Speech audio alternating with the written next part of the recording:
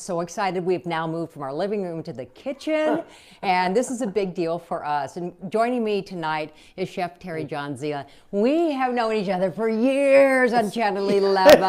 It's been a long and so when I posted online that you were joining me, people were like, oh. Well, and actually, I will say that the fun thing is that when people know about this, people say we miss you on air with Diana. Yeah. And that's kind of fun because when you actually know somebody, it's actually a lot more fun than when you don't know somebody. Right. Because you can prod me along just in the right way. Just a little bit, and then when you get a little on the side, I have to tweak you a little bit. It's like, no, we can't get there. TMI. You can't see it. Yeah, exactly. One of those. But anyway, so you've got all kinds of things going on. That's why I wanted to invite you on to tell us a little bit more about what you're doing. Well, one of the things is Solitaire. It's my pop-up at Travail restaurant.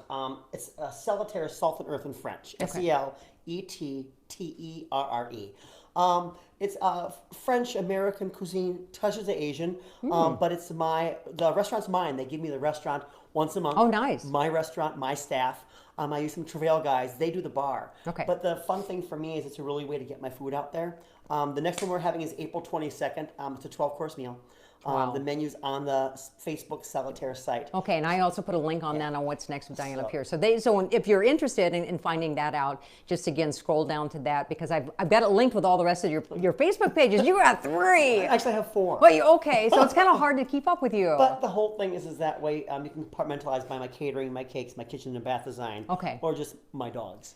Oh, and there's a certain order in there, but not necessarily in that order. But yeah, so when we started talking about to-do stuff, I know a lot of people just gone through Easter, so they had the big heavy meal. So right now it's kind of like, what can I do to lighten it up? And this is great because this just feels spring-like. Well, and also too, it's salads. And we talk about in my cooking classes. The problem is people think salad's a punishment, and it doesn't have to be. And also, I did a seminar at a hospital for healthy eating, and one woman came up to me in a panic. She was rail thin. There's a couple tablespoons of oil in my salad dressing. Is that okay? And I'm like, and I felt bad for her because of the misinformation out there about fat. Yes. And I tried to say to her, well, do you put oil in your car? And she said, yes. I said, well, your body needs oil and fat as well. We need this. So there's a way to kind of educate people on how to make it really great and really delicious and healthy. So you brought a lot of different colors, and I think that's very attractive to our eyes as well. Well, also, the thing is that, again, salad's not punishment. So we think about things about making it visually appealing. And I tell, in my cooking classes and my seminars, what I tell people to do is have everything prepped up on a Sunday while you're watching, The Walking Dead, or you're watching sports, or you're watching whatever.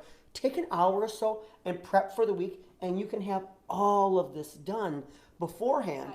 And look at that. There you go. You have this great assembly of food, and you're set to go. So you have lunches for Monday, Tuesday, Wednesday ready, and mix it up. I don't want to be, it looks like I'm being very rude here by going over to my phone, but I want to make sure that we will. It just says, we have somebody, great episode, there you go. So they're already watching, so there you go. So let's talk about the great enemy that people feel is kale.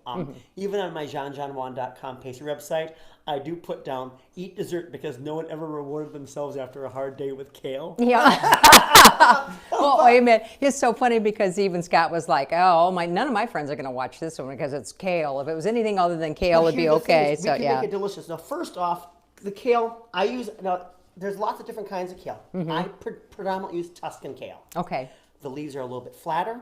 They're not as crinkly, and they don't have that horrible prickly mouthfeel. Okay. Now, what we've done here is we've made kale chips. I love these. Simple.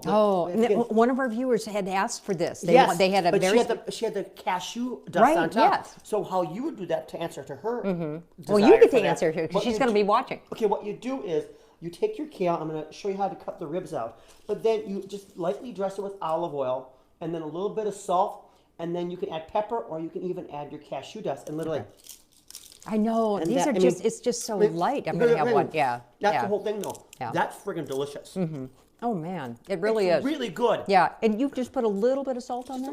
Just a little bit of salt. Yeah. Just the right amount.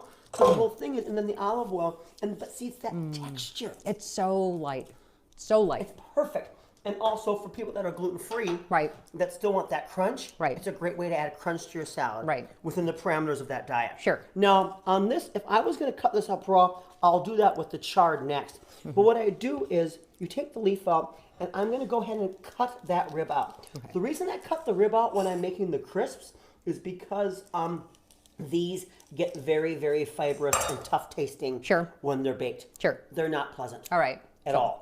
So this one has to go. Adios. But then we get this great leaf, cover it with olive oil, a little bit of salt and pepper, or your cashew dust, which is brilliant, I think. That's how we would do that. Where would we get cashew dust? You take cashews and you put them in a food processor. Okay, so you don't go to some fancy Oh, supermarket. no, keep your costs down. Okay. Keep your costs down. We talked about this on air when someone, the vanilla Yes. sugar or the cinnamon sugar Right, mixture in right, the store. right. Come on, it was like $7. Come on. Now here's another, what I did is texturally. Yeah. So here I sauteed some kale, garlic, olive oil, salt and pepper, just a touch of butter. I just wish that people could smell this, because when you were fixing this, it was just like, And it's with the garlic oh my God. gives it that thing. Well, here, and when you eat a little bit of it, here's the deal. I'm going to let you eat that. Man, Maybe I should too. Trish, I mean, here's the thing Maybe is I though, should too. here's the deal. The issue is that it's got flavor. That's really good. It's really good. So then, And when that's you- just kale? There's nothing it's else just in there? garlic, a little bit of salt and pepper, olive oil, and just a tiny, tiny bit of butter. Yeah. The butter gives it a little great flavor, and it gives that nice bubble to the oil. And when I say a little bit of butter, I mean like a teaspoon. Is this like a side, or would you put this into something? I've done this a lot. I did my, I did a pork belly mac and cheese. Gotta grab a and I towel. did kales on the side because I like the texture of it, and it adds a really earthy brightness to it. Okay. So then, so when you have this, what I like about the contrast of this, now a little kale goes a long way. So then we have the crispness of this. Then if you want to do a green, what I do is I love things like red chard. So the whole thing is, but when it's raw, I love it because that stem is crunchy. Okay, so I had this in my front yard when I lived at the other place, and so I couldn't hardly find any recipes then. Now, this is better. like it exploded. Better. But the thing is, what happens is also on the fresh, people will take these ribs out. Okay. There's a lot of good fiber and some gorgeous color. Right. I have a salad called the red salad, but this is the primary ingredient. Okay, right. We posted a picture of that Right. on the But what you do is then, Online. when you're chopping this, I'm going to give you some elbow room there.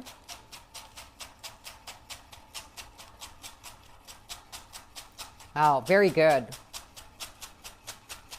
so then we get that bright flavor on that.